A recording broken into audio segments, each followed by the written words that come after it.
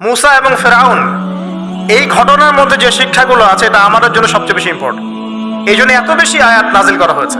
কোরআনের যে কোনো সূরা খুলবেন দেখবেন মুসা আর ফেরাউন, মুসা আর ফেরাউন। কি কারণ? এমনি এমনি নিঃসন্দেহে শেষ জামানে আমরা যারা বাস করব তাদের জন্য এই ঘটনার মধ্যে বিশাল কিছু শিক্ষা আছে। শিক্ষাগুলো আমরা ইনশাআল্লাহ আজকে জানবো। তাহলে মিশরে কিভাবে বনু ইসরাইল আসলো? ইউসুফ আলাইহিস সালামের মাধ্যমে। ঠিক আছে, ইউসুফ আলাইহিস সালামের মাধ্যমে মিশরে বনু ইসরাইলের আগমন হলো। এর আগ পর্যন্ত বনু ইসরাইল থাকতো ওই যে প্যালেস্টাইনে। এখন ইউসুফ আলাইহিস সালামের শাসন আমল যতদিন ছিল ততদিন পর্যন্ত বনু ইসরাইল মিশরে খুব ভালোভাবেই জীবনযাপন করত। কিন্তু যখন তার যুগটা চলে গেল তখন সেখানে ফেরাউনদের যুগ আসলো। কাদের যুগ? ফেরাউনদের যুগ। আর ফেরাউন শব্দের অর্থ হচ্ছে এটা একটা রাষ্ট্রীয় পদ, যেমন প্রেসিডেন্ট, প্রাইম মিনিস্টার এমন পদ আছে। ফেরো বা ফেরাউন এটা হচ্ছে একটা রাষ্ট্রীয় পদের নাম। তো ফেরাউনের আসল নাম হচ্ছে রেমেসিস। কি নাম? রেমেসিস। রেমেসিস 1, রেমেসিস 2 এরকম করে নাম থাকে আর কি। আর যে ফেরাউনের মমিটা আমরা পেয়েছি তারও একটা নাম আছে। তার নাম হচ্ছে, আমি এনসাইক্লোপিডিয়া ব্রিটানিকা থেকে এটা পেয়েছি, তার নাম হচ্ছে মনেপ্তাহ। যে ফেরাউনের মমিটা আমরা পেয়েছি এর নাম হচ্ছে মনেপ্তাহ। তার মূল নাম, তাকে রেমেসিস বলা হতো, আর তার টাইটেল হচ্ছে ফেরো বা ফেরাউন। ঠিক আছে, এখন এই ফেরাউনদের সময় ইউসুফ আলাইহিস সালামের রেখে যাওয়া সেই যে বনু ইসরাইল, এরা আর উন্নত জীবনযাপন করতে পারলো না।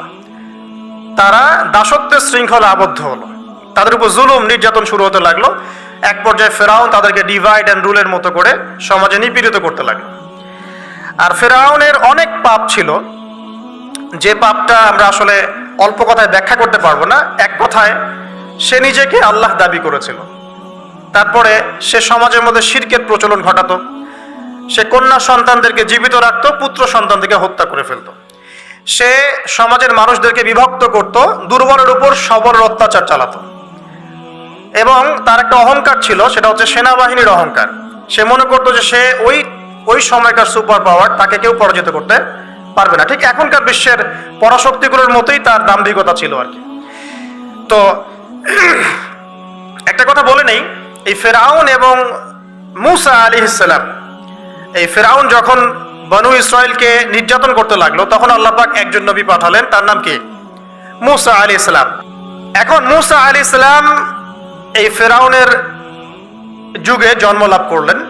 তবে ফেরাউনকে জ্যোতিষীরা বলেছিল আগেই যে ওই শাম দেশ থেকে একটা আগুন আসছে যে তোমার সিংহাসনকে পুড়িয়ে ফেলবে। এর ফলশ্রুতিতে ফেরাউন যেটা করলো, সমস্ত পুত্র সন্তান যারা হতো এদেরকে তারা জবাই করে হত্যা করত। তো যখন জনগণ বলল যে কাজটা খুব খারাপ, প্রতিবাদ শুরু হলো, তখন 1 বছর গ্যাপ দেওয়া শুরু করলো। 1 বছর মারবে আর 1 বছর রাখবে, আর 1 বছর মারবে আর 1 বছর রাখবে। যেই বছর মারলো না সেই বছর জন্ম লাভ করলো মুসা আলাইহিস সালামের ভাই হারুন আলাইহিস সালাম। ঠিক আছে, উনিও কিন্তু নবী ছিলেন। আচ্ছা, আর যে বছর মারার কথা সেই বছর জন্ম লাভ করলেন মুসা আলাইহিস সালাম। এখন আমি খুব শর্ট করে বলছি, অনেক ডিটেলস বলতে গেলে 3টা বেজে যাবে, আজকে আসরও হতে পারে। তো এখন যে বছর মারার কথা সেই বছর জন্ম লাভ করলেন মুসা আলাইহিস সালাম। এখন মুসা আলাইহিস সালামের মা কিন্তু তখন খুব শঙ্কিত, ফেরাউন তার সন্তানকে হত্যা করবে। আল্লাহ রাব্বুল আলামিন কোরআনের মধ্যে বলেছেন সূরা কাসাসের মধ্যে। কোন সূরা? সূরা কাসাস। আমি 2টা সূরার নাম বলছি, আজকে বাসায় গিয়ে পড়বেন। এই 2টা সূরার মধ্যে সবচেয়ে বেশি হিস্ট্রি আছে মুসা এবং ফেরাউন এই বিষয়টার উপরে। একটা সূরার নাম হচ্ছে সূরা তাহা, এখানে সুন্দর করে ধারাবাহিকভাবে গল্পটা দেয়া আছে। আর একটা সূরা হচ্ছে সূরা কাসাস। এই 2টা পড়বেন অর্থ সহ। তো মুসা আলাইহিস সালামের মায়ের হৃদয়টা খুব শঙ্কিত ছিল যে তার সন্তানকে হত্যা করে ফেলা হবে। আল্লাহ রাব্বুল আলামিন বলছেন যে আমি তার কলবে ইলহাম করলাম। সুবহানাল্লাহ, আল্লাহ পাক তার মায়ের কলবের মধ্যে ইলহাম, মানে কি? ইলহাম হচ্ছে আল্লাহর পক্ষ থেকে প্রত্যাদেশ না, ওহী না, কিন্তু একটা বুঝ বা একটা নূর, একটা তাজাল্লি, একটা বসিরা ঢেলে দেওয়া। এটা কিন্তু নবুয়ত না, একটা কাজের চেতনা বা দৃঢ়তা আল্লাহর পক্ষ থেকে ঢেলে দেয়া। ঠিক আছে, তো তার মায়ের কলবের মধ্যে আল্লাহ রাব্বুল আলামিন ইলহাম করলেন যে তুমি তোমার সন্তানটাকে সিন্দুকের মধ্যে ভরে ভাসিয়ে দাও নীল নদে। এখন তার মায়ের কলব, তার মায়ের হৃদয় ছটফট করতে লাগলো, কারণ কোনো মাই তো চাইবে না তার সন্তানকে এভাবে ভাসিয়ে দিতে। আল্লাহ পাক বলছেন, যদি না আমি তার হৃদয়টাকে শক্ত করতাম তাহলে সে বিচলিত হয়ে পড়তো। আল্লাহ পাক তার হৃদয়টাকে শক্ত করলেন, সে বিচলিত হলো না, সন্তানকে ভাসিয়ে দিল। এবার সন্তান ভাসতে ভাসতে ভাসতে কোথায় যাচ্ছে? যেখানে ফেরাউনের স্ত্রী গোসল করছে। কথা কি বুঝতে পারছেন? খুব চমৎকার হিস্ট্রি কিন্তু গল্পটা। এবং গল্প মানে এখানে আসলে গাল গল্প না, এগুলো সত্য ঘটনা। এক একটা বর্ণ তেমন সত্য যেমন সূর্য পূর্ব দিক থেকে ওঠে এবং পশ্চিমে ডোবে, এটা যেমন সত্য, এর এক একটা বর্ণ সত্য, এগুলো কোনো গাল গল্প নয়। এবার ফেরাউনের স্ত্রী আসিয়া সেই সিন্দুক পেয়েছে। মুসা আলাইহিস সালামকে আল্লাহ পাক বলছেন যে আমি মুসা আলাইহিস সালামের চেহারার মধ্যে মোহাব্বত বা ভালোবাসা ঢেলে দিয়েছিলাম। তার চেহারা যেই দেখতো তাকে ভালোবাসত, বুঝছেন? ভালোবাসা ঢেলে দিয়েছেন।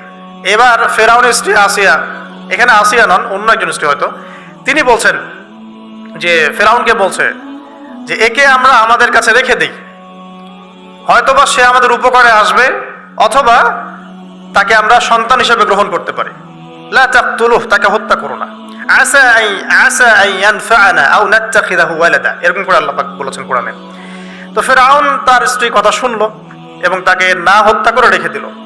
আর আল্লাহ রাব্বুল আলামিনের কি কৌশল! ওয়া মাকারাল্লাহ, যেই মূসাকে হত্যা করার জন্য বছরের পর বছর হাজার হাজার শিশুকে হত্যা করা হয়েছে, সংখ্যাটা লাখ লাখও হতে পারে, সেই মূসা আলাইহিস সালামকে আল্লাহ পাক ফেরাউনের ঘরেই লালন পালন করতে লাগলেন।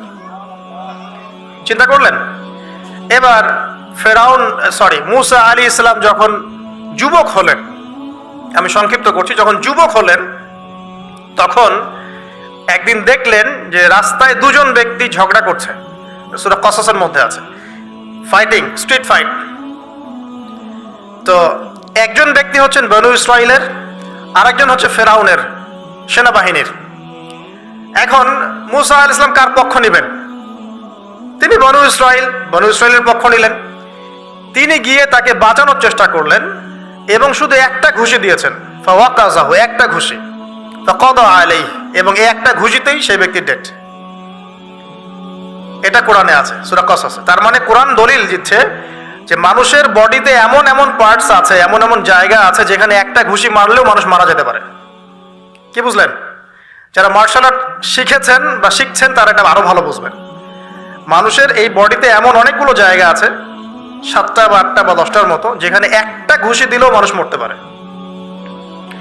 তো ভালো কিছু শিখেন, শিখলে ঠিক আছে, টিকটক প্রজন্ম না হয় আর এই মোবাইলে লুডু না খেলে ভালো কিছু শেখেন, ইনশাআল্লাহ কাজে দিবে। আত্মরক্ষা শেখা খারাপ? আচ্ছা, তো তবে দাড়ি টুপি নিয়ে শিখতে যান না, সমস্যায় পড়তে পারেন।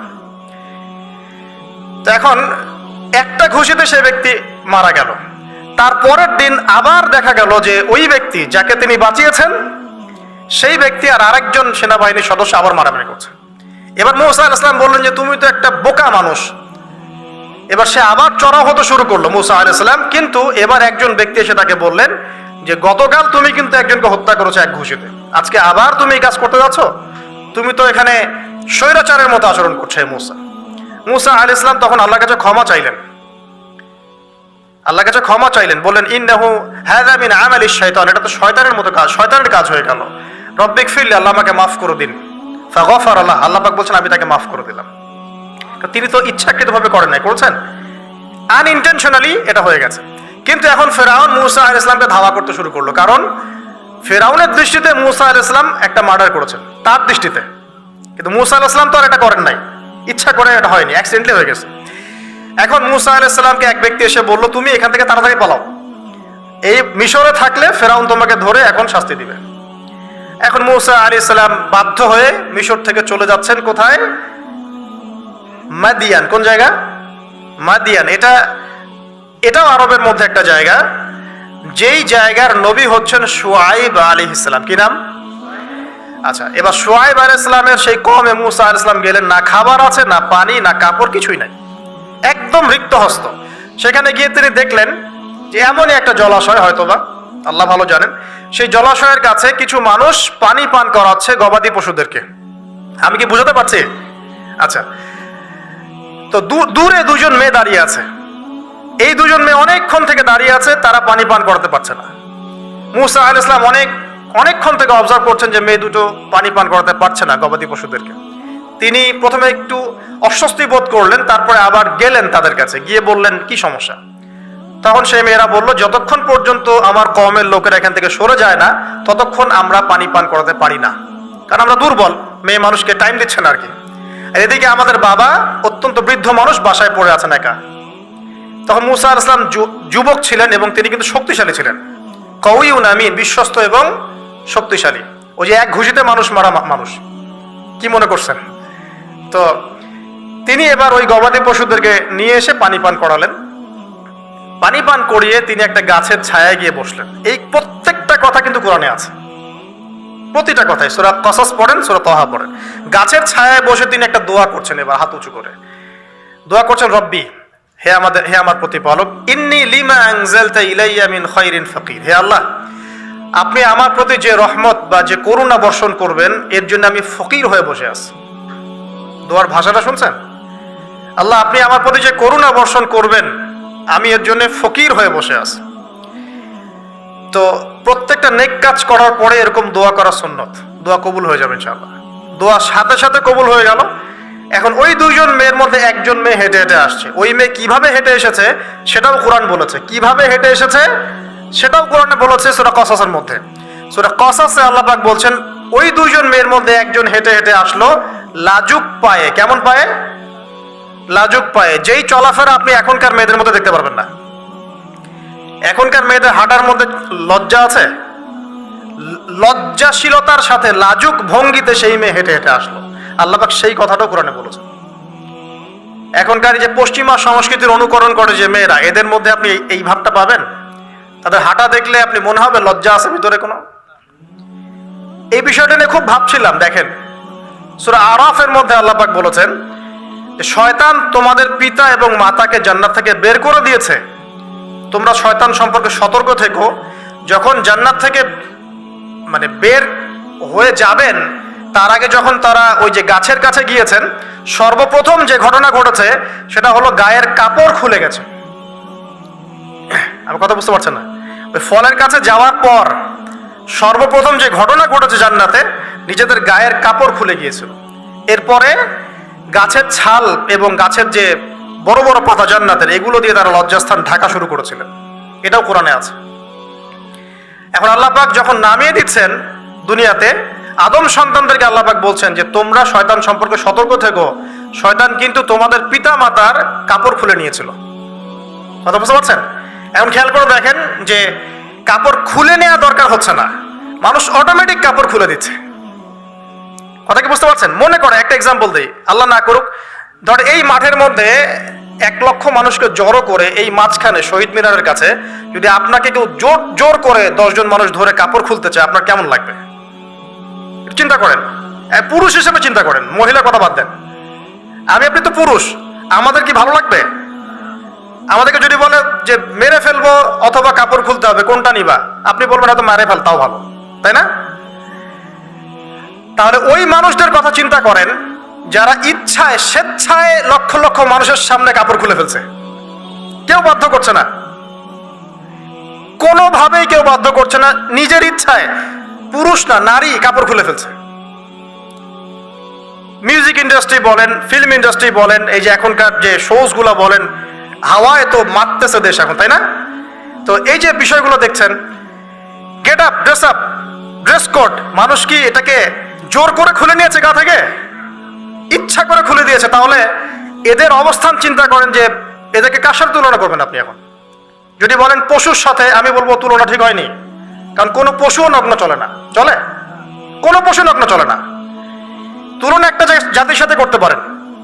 ওই যে ব্রাজিলের আমাজন জঙ্গল আছে, ওখানে দেখবেন কিছু কবিলা আছে যারা সমাজ থেকে টোটালি ডিটাচড, যারা না কাপড় কেমন করে পরতে হয়, সভ্যতা কি, সংস্কৃতি কি, ন্যায় কোনটা অন্যায় কোনটা, ওদের গেট আপ গুলো দেখবেন, এদের গেট আপ গুলো দেখবেন সেম। তাহলে এদের আদর্শ কোথায়?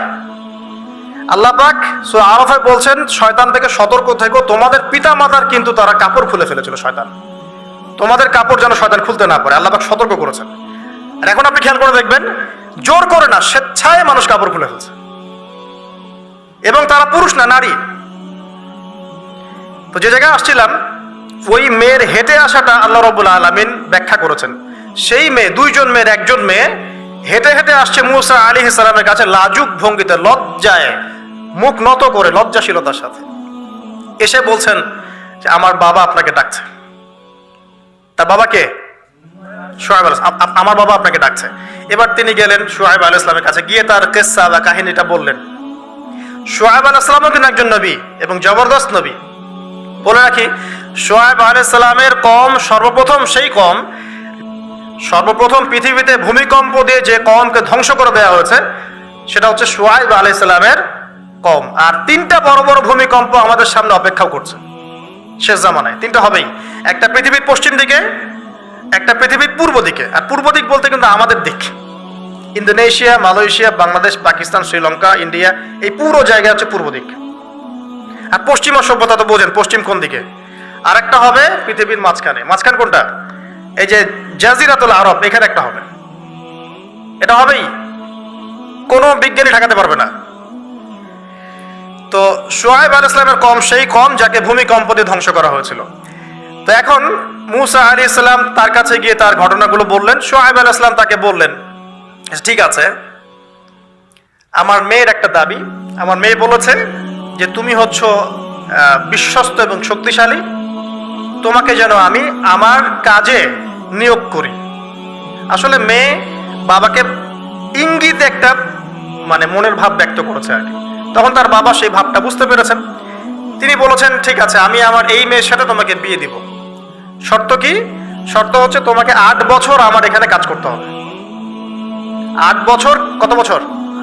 8 বছর কাজ করার বিনিময়ে আমি তোমাকে আমার মেয়ের সাথে বিয়ে দিচ্ছি। আর যদি তুমি চাও তাহলে 10 বছর পূর্ণ করতে পারো। ঠিক আছে? তো মূসা আলাইহিস সালাম বলেন, ঠিক আছে, আমাদের মাঝে আল্লাহ পাক সাক্ষী হিসেবে যথেষ্ট। এবার সেখানে মূসা আলাইহিস সালাম তার সংসার শুরু করলেন। 10 বছর অতিবাহিত হলো। তারপরে এখন মিশরে ফিরে যাওয়ার পালা। মূসা আলাইহিস সালাম তার স্ত্রীকে নিয়ে কোথায় যাচ্ছেন এখন? মিশর, তার হোম টাউন। ঠিক আছে, মাদারল্যান্ড। কিন্তু যাত্রা পথে তুয়া উপত্যকায় বিভিন্ন কিতাবে এসেছে তার স্ত্রীর প্রসব বেদনা শুরু হয়। তখন তিনি আগুন তালাশ করতে থাকেন। আগুন তালাশ করতে করতে আস্তে আস্তে তিনি এমন একটা জায়গার দিকে চলে যান, তুয়া উপত্যকায়, যেখানে দেখেন যে গাছের উপর আগুন জ্বলছে। এবং তখন আগুনকে ফলো করতে করতে হঠাৎ তিনি এক গায়েবী আওয়াজ শুনতে পান। আওয়াজটা হচ্ছে এমন, আমি একটু পড়ে শোনাই। আওয়াজটা হচ্ছে এমন যে, ইন্নী আনা রব্বুক ফাখলা'না আলাইক ইন্নাকা বিল ওয়াদিল মুকদ্দাস তুয়া। এই আওয়াজটা আল্লাহ পাকের। কার আওয়াজ? সুবহানাল্লাহ। আল্লাহ পাক মূসা আলাইহিস সালামের সাথে কথা বলছেন এই জায়গায়। আল্লাহ পাক বলছেন, নিশ্চয়ই আমি তোমার রব, তোমার জুতা খুলে ফেলো, কারণ তুমি একটা পবিত্র উপত্যকায় আছো। চিন্তা করতে পারেন? ওয়া আনা ইখতারতুকা, এবং আমি তোমাকে বাছাই করেছি হে মূসা, ফাসতামি' লিমা ইউহা, তুমি খুব মনোযোগ দিয়ে শোনো, আমি তোমার কাছে যা ওহী করছি এটা মনোযোগ দিয়ে শোনো। ইন্নানি আনা আল্লাহ, নিশ্চয়ই আমি আল্লাহ। আল্লাহ বলছেন, ইন্নানি আনা আল্লাহ, নিশ্চয়ই আমি আল্লাহ। লা ইলাহা ইল্লা আনা, আল্লাহ বলছেন আমি ছাড়া কোনো ইলাহ নেই। ফা'বুদনি, আমার ইবাদত করো। ওয়া আকিমিস সালাতা লিযিকরি, আমার স্মরণের জন্য সালাত কায়েম করো। ইন্নাস সাআতা লাআতিয়াতুন, নিশ্চয়ই কিয়ামত অবশ্যই আসবে। আকাদু উখফিহা, আমি এটাকে গোপন রেখেছি। লিতুজজা কুল্লু নাফসিন বিমা তাসআ, যাতে করে প্রত্যেক নফসকে তার প্রতিদান দেয়া যায়। ফালা ইয়াসুদ্দান্নাকা আনহা মান লা ইউমিনু বিহা ওয়াত্তাবা'a হাওয়াহু ফাতারদা, যারা প্রবৃত্তির অনুসরণ করে তারা যেন তোমাকে এই বিষয়টার প্রতি ঈমান আনা থেকে দূরে রাখতে না পারে। আল্লাহ পাক এই পর্যন্ত বললেন। এরপর আল্লাহ বলছেন, ওয়া মা তিলকা বিয়ামিনিকা ইয়া মূসা, মূসা তোমার ডান হাতে এটা কি? মূসা আলাইহিস সালাম বলছেন যে, ক্বালা হিয়া আসায়া, এটা আমার লাঠি। তার সাথে কি ছিল? একটা লাঠি। আতাওয়াক্কালু আলাইহা ওয়া আহুশু বিহা আলা গনামি ওয়া লিয়া ফিহা মাআরিব উখরা, এই লাঠি দিয়ে আমি গাছের ডাল ছাঁটি, গবাদি পশুদেরকে চড়াই, এছাড়া আমি আমার বিভিন্ন কাজে লাঠি ব্যবহার করি। আল্লাহ পাক বলছেন, ক্বালা আলকিহা ইয়া মূসা, মূসা এটা নিক্ষেপ করো দেখি, হাত থেকে ছুঁড়ে মারো। মুসা আলাইহিস সালাম ছুঁড়ে মারলেন, ফাআলকাহা, তিনি ছুঁড়ে মারলেন, ফাইযা হিয়া হাইয়াতুন তাসা, সাথে সাথে লাঠিটা ছোটাছুটি শুরু করলো সাপের মতো। অন্য সূরায় আছে এই দৃশ্য দেখার সাথে সাথে মুসা আলাইহিস সালাম উল্টা দিকে দৌড় দিয়েছিলেন। স্বাভাবিক, ভয় পাওয়া স্বাভাবিক। তো তখন আল্লাহ পাক বলেছিলেন যে তুমি ভয় পেও না, আমার কাছে নবীগণ ভয় পায় না। ঠিক আছে, অন্য সূরায় এগুলো আছে, আমি শর্ট করে বলছি। এরপরে আল্লাহ পাক বললেন, ক্বালা খুযহা ওয়ালা তাখাফ, তুমি এটাকে ধরো, এটাকে ভয় পেও না। সানুঈদুহা সিরাতাহাল উলা, তুমি ধরা মাত্রই সেটা আবার লাঠিতে রূপান্তরিত হবে। আরেকটা কাজ করো, ওয়াদমুম ইয়াদাকা ইলা জানাহিক, তোমার হাতটাকে বগলের নিচে নিয়ে যাও। তাখরুজ বাইদা মিন গায়রি সু, এটাকে বের করো, তারপর দেখবে এটা স্বচ্ছ আলো প্রদান করবে। সুবহানাল্লাহ। বগলের মধ্যে হাত নিয়ে আসো, হাতটাকে বের করো, দেখবে হাত থেকে স্বচ্ছ আলো বের হবে। এই দুইটা মুজিজা আল্লাহ পাক তাকে দিলেন, আয়াতান উখরা, এটা আরেকটা নিদর্শন। তো এখানে কি হলো, মুসা আলাইহিস সালাম নবুয়ত পেলেন। শর্টকাট কি, মুসা আলাইহিস সালাম কি পেলেন? নবুয়ত পেলেন। নবুয়ত পাওয়ার সাথে সাথে আল্লাহ পাক তাকে দুটো মুজিজা দিলেন, একটা হচ্ছে লাঠি, আরেকটা কি, হাত বগল থেকে বের করলেই কি হবে, আলো বের হয়ে যাবে। এবার তার ডিউটি কি, আল্লাহ পাক ডিউটি দিচ্ছেন তাকে যে ইযহাব ইলা ফিরআউন ইন্নাহু তাগা, এবার তোমার কাজ হচ্ছে তুমি ফেরাউনের কাছে যাবে, কারণ ফেরাউন সীমা লঙ্ঘন করেছে। তখন মুসা আলাইহিস সালাম বললেন, রব্বি ইশরাহ লি সদরি, আল্লাহ আমার বক্ষটাকে প্রশস্ত করে দিন। মানে আমার তো সেখানে যাওয়ার সাহস হচ্ছে না, আমি তো সেখানে ওদের দৃষ্টিতে একজন খুনের আসামি, ওদের দৃষ্টিতে ওরা তো আমাকে পেলে হত্যা করে ফেলবে। আল্লাহ পাক বলছেন, কাল্লা, কখনো না, তারা তোমাকে হত্যা করতে পারবে না। তখন তিনি দোয়া করছেন, আল্লাহ আমার হৃদয়টাকে প্রশস্ত করে দিন, ওয়াইয়াসসির লি আমরি, আমার কাজকে সহজ করে দিন, ওয়াহলুল উকদাতাম মিন লিসানি, আমার লিসান, আমার জিহ্বায় জড়তা আছে আল্লাহ, এটাকে দূর করে দিন, ইয়াফকাহু কওলি, যাতে মানুষ আমার কথা বুঝতে পারে। এই দোয়া করলেন, কবুল হয়ে গেল। এবং আরো দোয়া করলেন যে ওয়াজআলি ওয়াজিরাম মিন আহলি, আমার পরিবারের মধ্য থেকে একজন ওয়াজির দেন। ওয়াজির মানে সহায়ক, যেটা হচ্ছেন হারুন আলাইহিস সালাম, যাতে করে আমরা কি করতে পারি, বেশি বেশি আপনার জিকির করতে পারি এবং আমাদের কাজ সহজ হয়। আল্লাহ রাব্বুল আলামিন তার ভাই হারুন আলাইহিস সালাম কেউ নবুয়ত দান করলেন, দুজন মিলে। এখন আল্লাহ পাক বলেন, ইযহাবা ইলা ফিরআউন, তোমরা দুজন ফিরআউনের কাছে যাও, ইন্নাহু তাগা, সে সীমা লঙ্ঘন করেছে, তবে ফাকুলা লাহু কাওলাল লাইয়িনা, তার সাথে নরম সুরে কথা বলো, লাআল্লাহু ইয়াতাযাক্কারু আও ইয়াখশা, হয়তোবা সে উপদেশ গ্রহণ করবে অথবা আল্লাহকে ভয় করতে পারে। তো ডিউটি দেয়া হলো যে তোমাদের কাজ এখন এটা, এবং তোমাদের ভয় পাওয়ার কোনো কারণ নাই, সে তোমাদের কোনো ক্ষতি করতে পারবে না। তার কাছে যাও, মুজিজা দেখাও, আল্লাহর দিকে দাওয়াত দাও, লা ইলাহা ইল্লাল্লাহ। যদি সে দাওয়াত কবুল করে আলহামদুলিল্লাহ, যদি না করে তাহলে আমি আল্লাহ তার জন্য যথেষ্ট।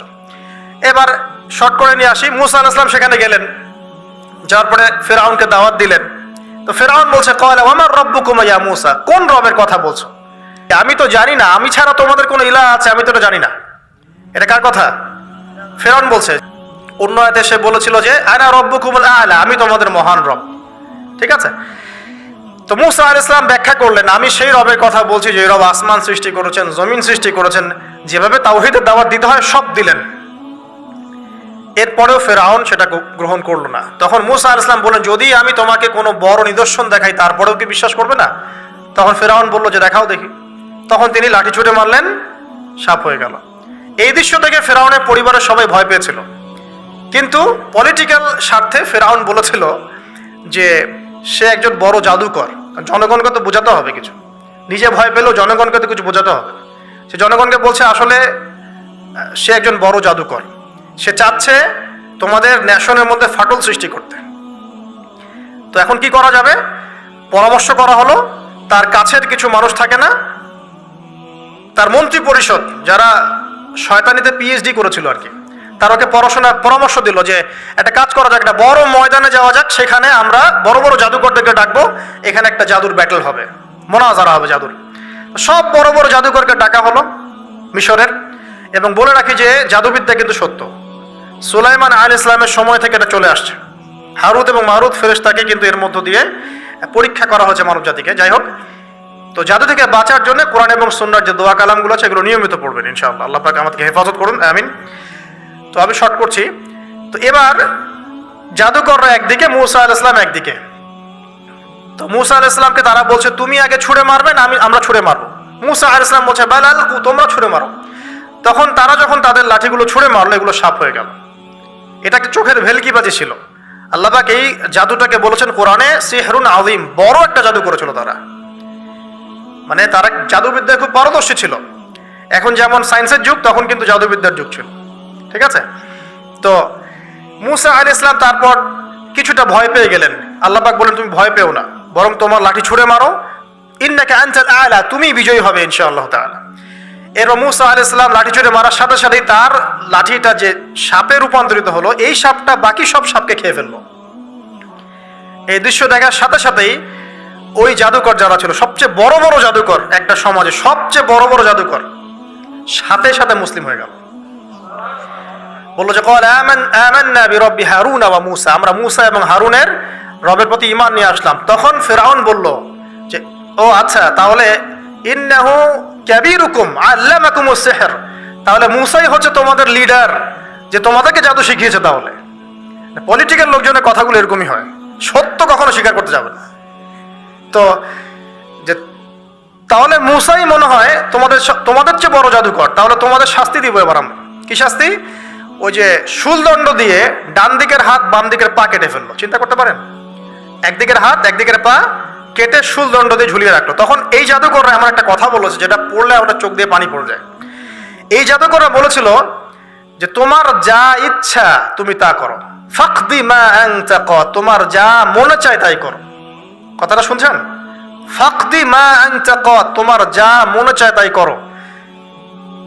কিন্তু আমরা ইন্না আমান্না বিরব্বি হারুন ওয়া মূসা, আমরা মূসা এবং হারুনের রবের প্রতি ঈমান এনেছি। আশা করা যায় যে আমরা এই ঈমান আনার ফলে সারা জীবন জাদুবিদ্যা চর্চা করে যে পাপ করেছি, আল্লাহ পাক সব পাপ মাফ করে দিবেন ইনশাআল্লাহ। দেখেন, একটা সেজদা না করেও তারা জান্নাতে চলে গেল। দেখলেন? তারা কিন্তু নামাজ পড়তে পারে নাই, সুযোগ হয়নি, রোজা রাখতে পারে নাই, যাকাত দিতে পারে নাই, শুধু খালেস ঈমান যে না আল্লাহকে চিনেছি, আল্লাহ ছাড়া কোনো ইলাহ নাই, আল্লাহ ছাড়া কাউকে পরোয়া করি না, আল্লাহই সবকিছু। তারপরে তাদেরকে ফাঁসি দেওয়া হলো, হাত পা কেটে ফেলা হলো, জান্নাত। এই ঘটনাটা পড়বে তহার মধ্যে আছে। যাই হোক, এখন এভাবে যখন মূসা আলাইহিস সালামকে পরাজিত করতে পারলো না, মূসা আলাইহিস সালাম তাদেরকে সময় দিলেন, তওবা করে ফিরে আসো, আল্লাহ পাক মাফ করে দিবেন। কিন্তু ফেরাউন এবং তার দলবল এগুলো সহ্য করলো না, বরং ফেরাউন টিটকারি করছিল, এই হামান তুমি আছো? হামান বলছে হ্যাঁ আছি, আমার জন্য একটা বড় প্রাসাদ নির্মাণ করো, ইট পোড়াও, আমার জন্য উঁচু প্রাসাদ তৈরি করো, যাতে আমি উকি মেরে দেখতে পারি মূসার রব কোথায় আছে। কথা বুঝতে পারছেন? আমার কাছে মনে হয় হয়তোবা, আল্লাহু আ'লাম, হয়তোবা এই আয়াতটা মিশরের পিরামিডের দিকে ইঙ্গিত করছে, হয়তোবা, আমি জানি না সঠিক, আমি মানে 100% নিশ্চিত ভাবে বলতে পারবো না, কিন্তু আমার কাছে মনে হয় হয়তোবা এটা সেই সময়কারী ঘটনা যে হামান ইট পোড়াতে থাকো, ইট এবং পাথর পোড়াও, উঁচু উঁচু উঁচু একদম সর্বোচ্চ কিছু তৈরি করো, প্রাসাদ তৈরি করো, যাতে করে আমি তার উপরে উঠে মূসার ইলাহকে দেখতে পারি। এটা কার কথা ছিল? ফেরাউনের। এটা করাও হয়েছে। এরপরে 9টা আযাব আল্লাহ পাক দিয়েছেন। কয়টা? 9টা। একবার সতর্ক করা হয়, যদি না শোনে আল্লাহ পাক আযাব দিলেন, রক্তের সমস্ত পানি রক্ত হয়ে গেল। এবার ফেরাউন এবং তার লোকজন এসে বলে আমরা তওবা করব, মূসা তুমি দোয়া করো আল্লাহর কাছে, আল্লাহ যেন সরিয়ে দেয়। মূসা আলাইহিস সালাম দোয়া করেন, আযাব সরে যায়, তারা আবার নাফরমানি শুরু করে। কথা বুঝতে পারছেন? তারপরে আযাব আসলো ব্যাঙের, সবখানে ব্যাঙ দিয়ে ভর্তি। তারপরে আবার তওবা করার প্রত্যয় ব্যক্ত করলো, তওবা করলো না, আবার আযাব। এরপরে আযাব উকুনের, কিসের? উকুন। এভাবে একটা একটা করে আসতে থাকলো। এবার প্লেগ, তারপর ফড়িং। প্লেগ এমনভাবে এসেছিল যে একদিনেই 70,000 মানুষ মারা গেছে। এভাবে 9টা আযাব আল্লাহ পাক দিলেন, কিন্তু ফেরাউন কিছুতেই ঈমান আনলো না। এবার সবশেষ পালা। সর্বশেষে মূসা আলাইহিস সালাম বললেন যে বনু ইসরাইলকে আমার সাথে যেতে দিবা কিনা সেটা বল। তো এখন যেহেতু অনেক মানুষ মারা যাচ্ছে প্লেগে, সবশেষে গিয়ে মূসা আলাইহিস সালামের কাছে ফেরাউন এবং তার এই যে হামান, কারুন, যারা যারা ছিল, এরা নমনীয় হলো এবং বলল ঠিক আছে, তোমরা বনু ইসরাইলকে নিয়ে এখান থেকে বের হয়ে যাও, মিশরে আমরা আর কোনো আপদ চাই না, তোমরা চলে যাও এখান থেকে। এবার যখন মূসা আলাইহিস সালাম এবং বনু ইসরাইল এখান থেকে বের হয়ে যাচ্ছেন, বলা হচ্ছে তাদের সংখ্যা ছিল প্রায় 30 লক্ষ, কেউ বলেছেন 40 লক্ষ। সংখ্যাটা ফ্যাক্ট না, বনু ইসরাইলের একটা বড় কম ছিল, 10 থেকে 20% মানুষ মিশরের বনু ইসরাইল ছিল। তারা এখন বের হয়ে যাচ্ছেন রাতের অন্ধকার শেষ হয়ে ফজরের সময়। ফেরাউনের মাথায় আবার শয়তানি চাপলো। সে বলল, না, এদেরকে যেতে দেওয়া যাবে না, যদি চলে যায় ওখানে গিয়ে যদি বিদ্রোহ করে আমাদের উপর হামলা করে। কি করণীয়? ফুল ফোর্স নিয়ে, তার যত সেনাবাহিনী ছিল সমস্ত সেনাবাহিনী নিয়ে ফেরাউন মূসা আলাইহিস সালাম এবং তার কওমকে ধাওয়া করা শুরু করলো পিছন থেকে। এবার মূসা আলাইহিস সালাম যাচ্ছেন, তার কওমকে সাথে নিয়ে, সামনে পড়ে গেল লোহিত সাগর। কোন সাগর? লোহিত সাগর। আর পিছনে ফেরাউনের বাহিনী। এরকম একটা অবস্থায় মূসা আলাইহিস সালামের কওমের কিছু মানুষ বলেছিল, ইন্না ইন্না লামুদরাকুন, হে মূসা, আমরা তো ধরা পড়ে গেলাম, আমরা তখন যেতে পারবো না, সামনে সাগর, পিছনে ফেরাউন। এই সময় মূসা আলাইহিস সালাম একটা কথা বলেছিলেন, এই কথাটা যে বলতে পারবে বিপদের সময় আল্লাহ পাক তার সাথে থাকবেন ইনশাআল্লাহ। মূসা আলাইহিস সালাম বলেছিলেন কাল্লা, ওইরকম একটা অবস্থা তিনি বলছেন কাল্লা, কখনো নয়, ইন্না রব্বি মাইয়া সাইয়াহদিন, আমার রব আমার সাথে আছেন, তিনি আমাকে পথ দেখাবেন। কথা বুঝতে পারছেন? ব্যাস, আল্লাহ পাকের সাহায্য নেমে আসলো। তিনি বললেন লাঠি ছুঁড়ে মারো। লাঠি ছুঁড়ে মারার সাথে সাথেই একটা দুইটা না 12টা রাস্তা হয়ে গেল, পানি ভেদ করে, সাগর ভেদ করে। আর এই 12টা রাস্তা দিয়ে, এটা কোনো গাল গল্প নয়, 12টা রাস্তা দিয়ে বনু ইসরাইলের 12টা দল চলে গেল, পার হয়ে গেল। আর ফেরাউন এটা অবাক হয়ে দেখছে। এক পর্যায়ে সেও সিদ্ধান্ত নিল যে আমিও আমার ফোর্স নিয়ে ধাওয়া করব। এই যে সে নামলো লোহিত সাগরের সাথে সাথে পানি আবার আগের জায়গায়।